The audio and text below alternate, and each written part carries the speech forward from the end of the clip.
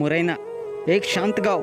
तिथे एक अशी घटना घडली आहे जी ऐकताना अंगावर शहारे आल्याशिवाय राहत नाही. एका सकाळी गावाजवळच्या रस्त्यावर एक नाग रस्ता ओलांडत होता. तेव्हाच एक वाहन भरधाव वेगाने येतं आणि काही क्षणातच त्याचा मृत्यू होतो. गावकऱ्यांनी त्याला रस्त्याच्या कडेला हलवलं. सगळ्यांना वाटलं ही एक साधी अपघात घटना असेल, पण काही वेळामध्येच तिथे आली एक नागिन. ती सरळ त्या मृत नागाजवळ आली आणि बसून राहिली. क्षणभरही न हलता त्या जागेवर तिने 24 तास काढले. ना खाणं ना हालचाल, फक्त त्या मृतदेहा शेजारी शांत बसलेली. गावकरी चकित झाले. काहींनी रेकॉर्डिंग केलं, पण ती निशब्द दुःखात बुडालेली होती. आणि मग 24 तासानंतर ज्या जागी ती बसली होती तिथे तिचाही मृत्यू झाला. हा केवळ योगायोग होता का, की ती प्रेमात इतकी गुंतली होती की दुःख तिला सहन झालं नाही? गावकरी म्हणतात हे प्रेमाचं अमर रूप होतं. त्या नागिनीच्या डोळ्यात एक शब्द नव्हता, पण भावना होत्या. शेवटपर्यंत ती सोबत राहिली आणि शेवटी त्याच्या पाठी गेली. ही कोणती तरी काल्पनिक गोष्ट नव्हे, हा काही पौराणिक संदर्भ नाही.